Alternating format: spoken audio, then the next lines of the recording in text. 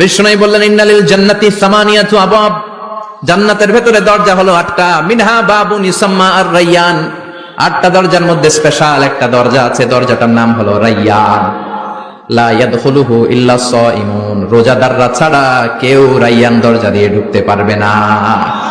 যারা রোজা রেখেছেন তাদের জন্য এন্ট্রি দেয়া হবে এই দরজা দিয়ে ঢুকার। আবার বিষ্ণু বললেন মান দাখালাহু লাম ইয়াজমা আবাদা, একবার রায়্যান দরজা দিয়ে ঢুকার সুযোগ যে পেয়ে যাবে চিরকালের জন্য তার গলার তৃষ্ণা মিটে যাবে।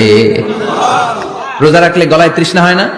এই যে আল্লাহর খুশির জন্য এই তৃষ্ণাকে সহ্য করে আপনি রোজা রেখেছেন, এর ফলাফল হিসেবে রায়্যান দরজা দিয়ে ঢুকা মাত্রই আপনার গলার তৃষ্ণা শেষ।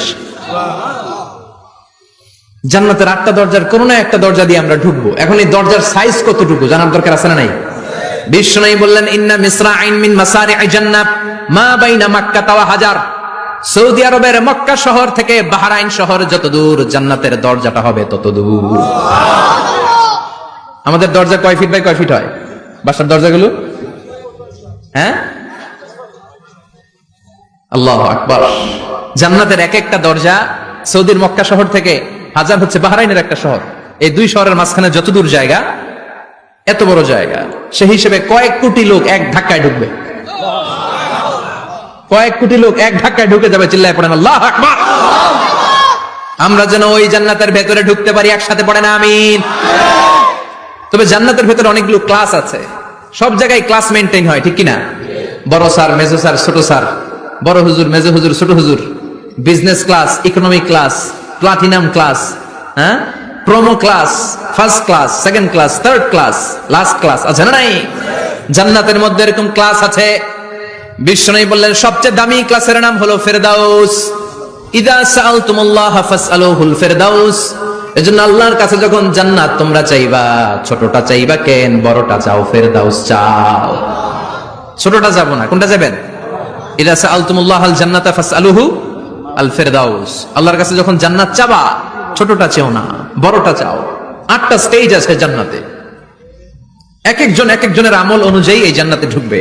কেউ ঢুকবে জান্নাতুল মাওয়াতে, কেউ জান্নাতুল নাঈমে, কেউ জান্নাতুল আদানের ভেতরে, কেউ দারুল কারার, দারুল খুলদ, দারুল মাকাম, আল্লিগুন, এগুলোতে ঢুকবে।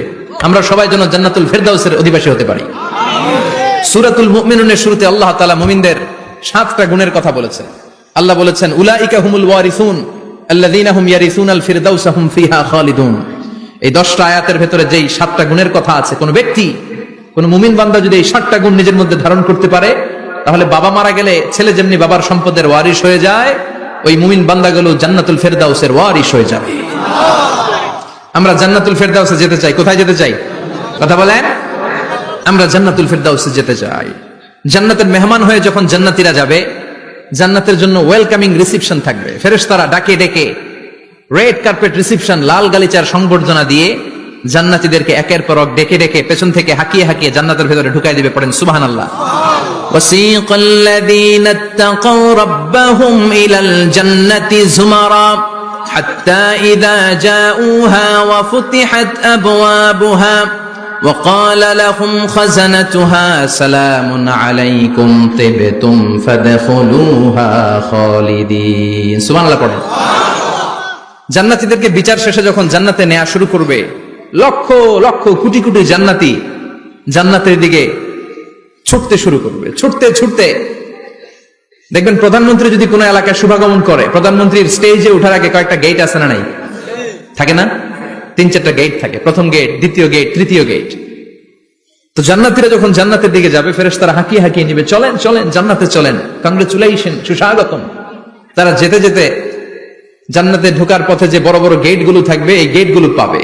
এই গেটগুলো এত সুন্দর, এত মনোরম, এত সুন্দর ডিজাইন করা, এত সুন্দর এগুলো structure, amazing, marvellous, genius, awesome, supercalifragilisticexpialidocious, অসম্ভব ভালো, অসাধারণ ভালো।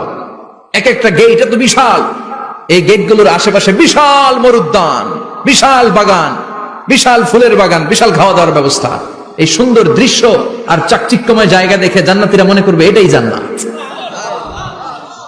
জান্নাতীরা এটাই জান্নাত মনে করে, এখানেই খাওয়া দাও। দুনিয়াকে মজা লে লো, দুনিয়া তোমারি হ্যায়। জান্নাতীরা বলবে জান্নাতকে মজা লে লো, জান্নাত তোমারি হ্যায়।